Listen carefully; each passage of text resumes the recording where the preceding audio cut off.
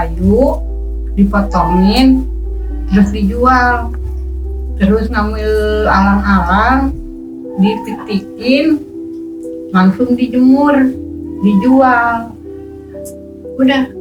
Terus udah gitu berhenti sekolah, kerja jadi pembantu di kebun jeruk 2 tahun berhenti. Pergi kemana ya? Pergi ke Bandung 15 tahun kerja. Sekarang udah capek, baru bikin badan untuk kebutuhan sehari-hari. Kita tahu orang-orang seperti Bu Rohaimi ini atau warga yang nasibnya tidak seberuntung kita atau kebanyakan orang, itu jumlahnya memang tidak sedikit. Mereka ada dekat di sekitar kita atau mungkin di tempat-tempat lain yang hanya bisa kita saksikan lewat media.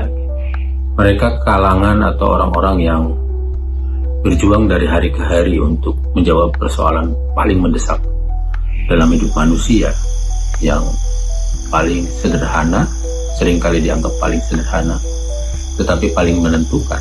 Ya, bagaimana caranya bisa menyambung hidup, bisa makan, dengan pertanyaan entah besok akan seperti apa. Tapi dia tidak berhenti untuk berjuang. Dia mandiri, dia memberdayakan potensi atau sumber daya yang ada di sekitarnya, sesimpel apapun itu.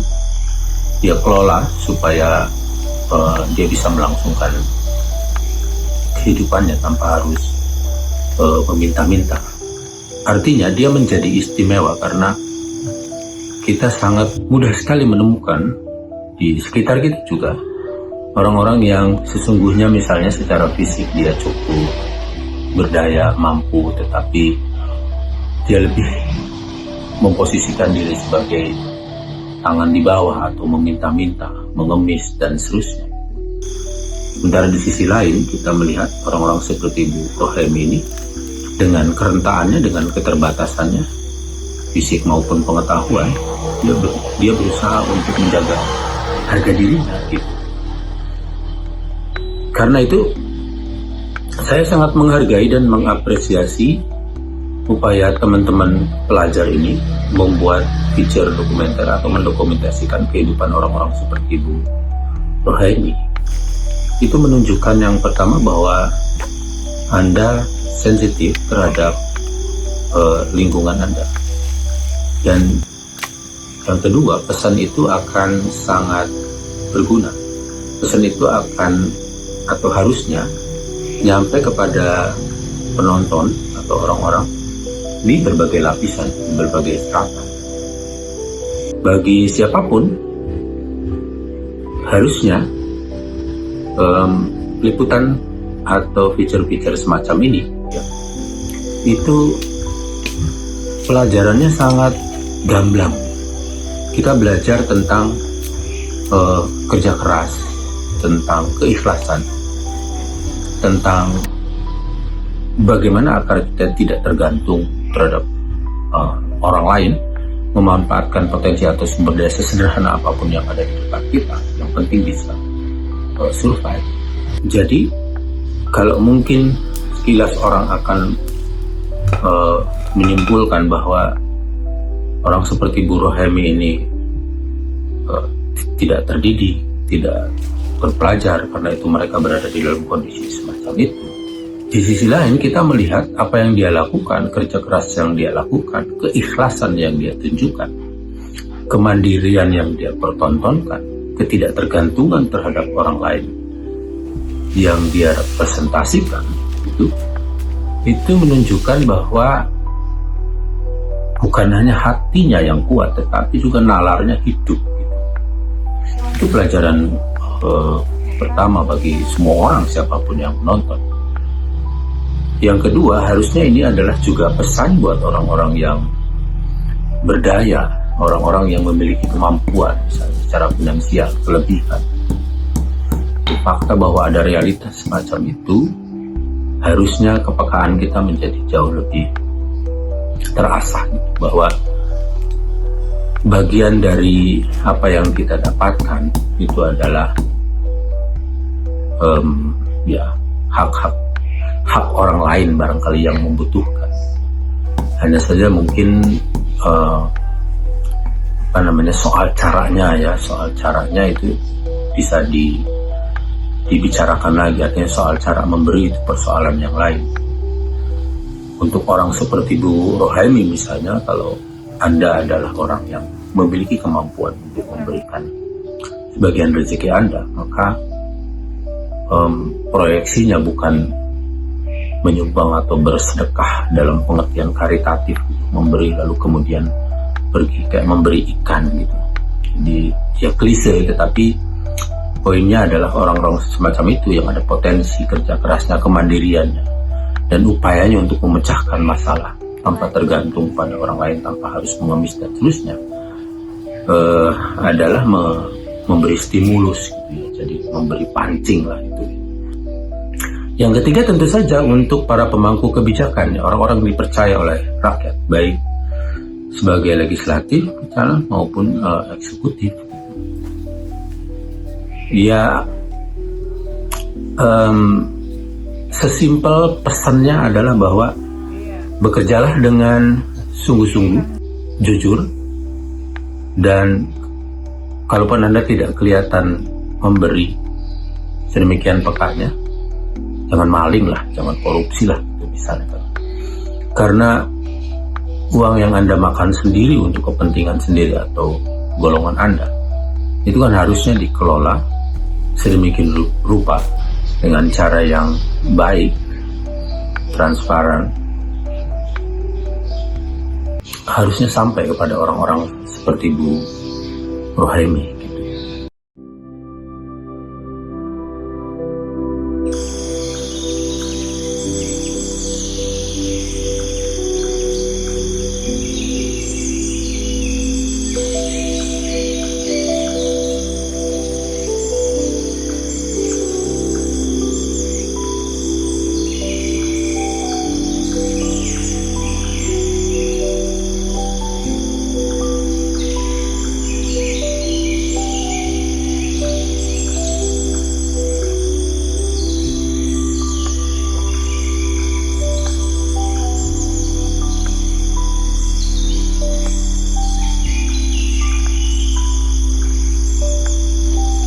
Nama saya Ibu Rohaimi, tinggal di Kampung Lame, umur 65 tahun.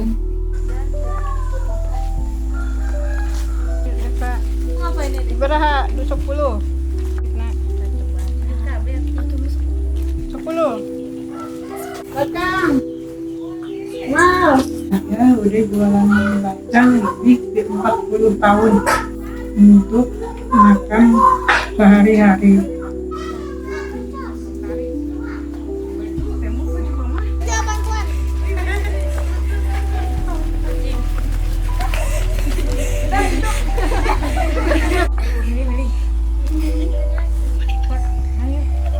Pertama itu di pasar Jumat kerja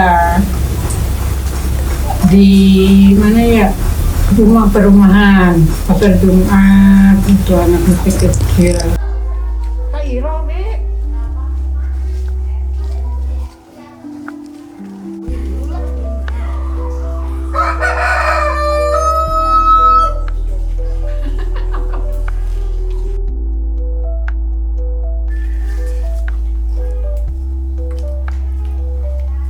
Yang bilang katanya itu jatuh dia, bukan jatuh.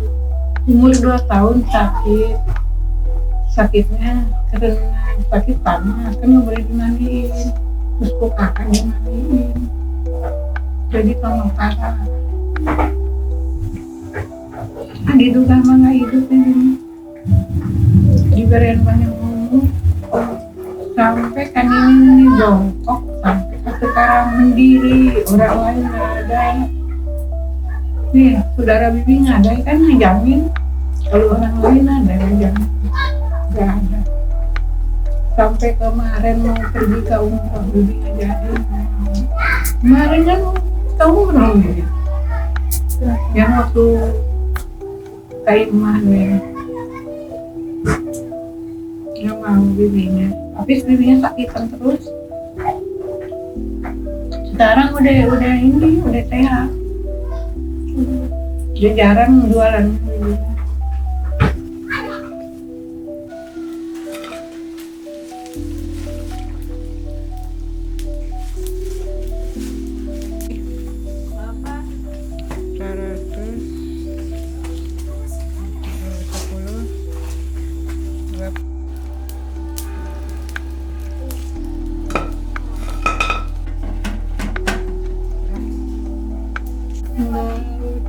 Enggak ini aja, enggak akur gitu, diem aja.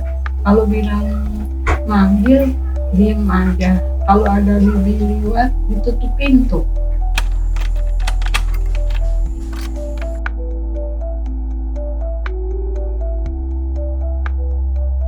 Udah nasib, udah bilang gitu aja. Nasib bibi. Nih waktu di Ancol nih, ya kelihatan ya? Tuh waktu di Ancol. Lomba-lomba.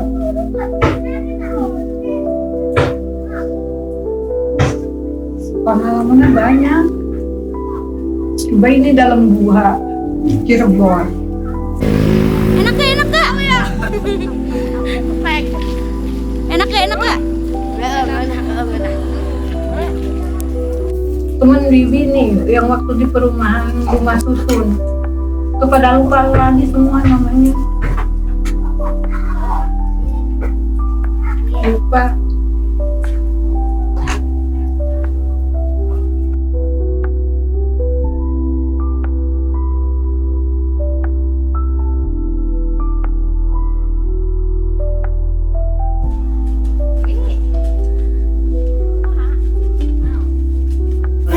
Bu Rahimi orangnya baik. Terus saudaranya ada dua saudara, baik semua saudaranya.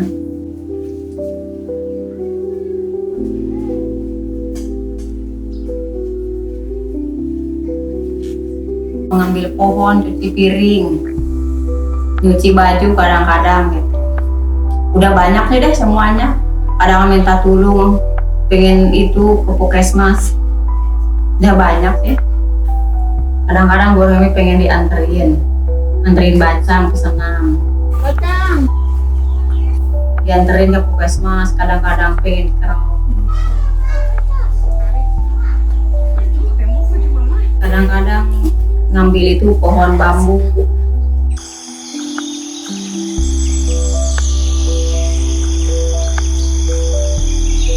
Saya teman kecilnya Ibu Rohaimi waktu SD, kenal sempet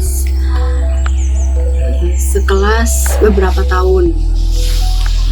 Terus saya pindah ke Jakarta, habis itu lost contact.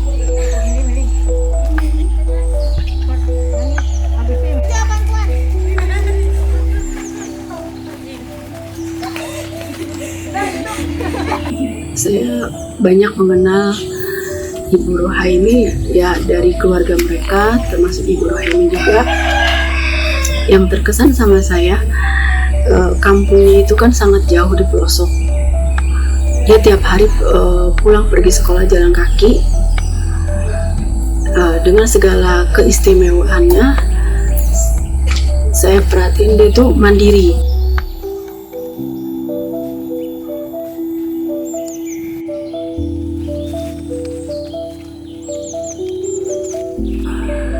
Dia tiap hari pulang sekolah ngambil akar alang-alang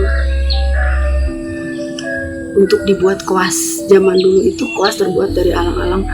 Untuk ngecat dinding itu kan dulu pakai kapur. Dari situ dijual. Terus saya bilang, itu aja bisa kok, saya enggak ya gitu.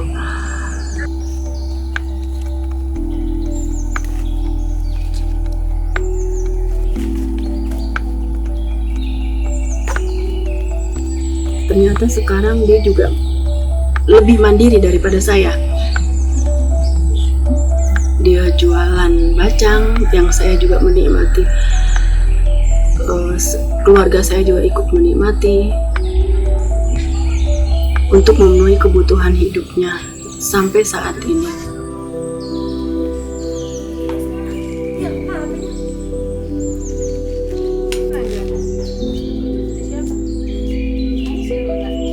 Ruhaini perempuan yang tangguh,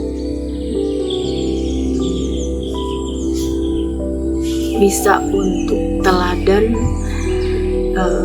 kita perempuan yang sempurna secara fisik dan dengan segala keterbatasannya, baik fisik maupun kondisinya di tempat tinggalnya. Sementara kita yang dengan segala macam kemudahannya masih kalah. Liputan atau feature semacam ini sebaiknya memang diperbanyak ya oleh anak-anak muda terutama.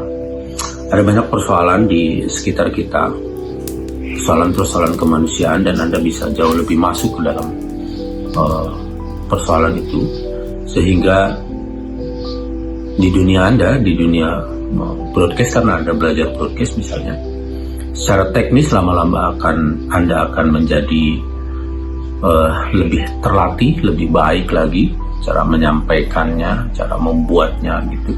Secara esensial tadi, esensi perjumpaan Anda dengan orang-orang seperti Bu Rohaimi atau nanti orang-orang lain yang punya kendala atau punya masalah yang sama mungkin, itu akan membuat Anda menjadi jauh lebih kaya dari hari ke hari, batin Anda, pikiran Anda, sensitivitas Anda gitu. Sehingga tentu saja lama-lama Anda akan menemukan cara untuk bahagia ya gitu kira-kira. Jadi kalau dalam produk broadcasting atau produk jurnalistik ini kategorinya feature lah, feature. Jadi human interest-nya kuat gitu. Human interest-nya kuat. Karena itu kisahnya itu harus dialirkan sedemikian rupa. Bukan untuk mendramatisasi dan mendorong orang semata-mata mengeluarkan air mata dengan cara-cara yang tidak diperlukan gitu. Ya mengalir saja, dikisahkan apa adanya hidupnya, itu akan dengan sendirinya memberi pesan-pesan yang kuat gitu, bahwa kemudian di situ ada keharuan, ada sesimpati dan seterusnya. Itu konsekuensi logisnya dari perjalanan Anda menyajikan kisah hidup orang itu. Satu hari kadang-kadang kemarin malam minggu 300. Waduh, Maju kemarinnya lagi 250. Maju satu malam 275. Itu sendiri bikin? Sendiri. Dari mulai ngambil daun bambu, Ya, ke pasar beli beras, ke warung. ke warung beli beras, Ya, ngolah sendiri, ya, terus yang beli datang sendiri. ya. Datang sendiri, diiderin sendiri kalau nggak habis. Kalau nggak habis. Iya. Nah, Yang sekarang di rumah sendiri, sendiri. hebat. Kadang-kadang ada yang pesan, kemarin mau pergi ke umroh, bawa 300 bacang. Maju ngirim ke Yayasan Bekasi, bawa 180. Maju ngirim lagi ke pesantren, bawa cepet. Ya banyak ya. Alhamdulillah. Alhamdulillah. Dan Allah masih bisa ngasih rezeki, kita syukurin. Dengan karyanya Ibu Rohaimi sudah sampai ke Bekasi.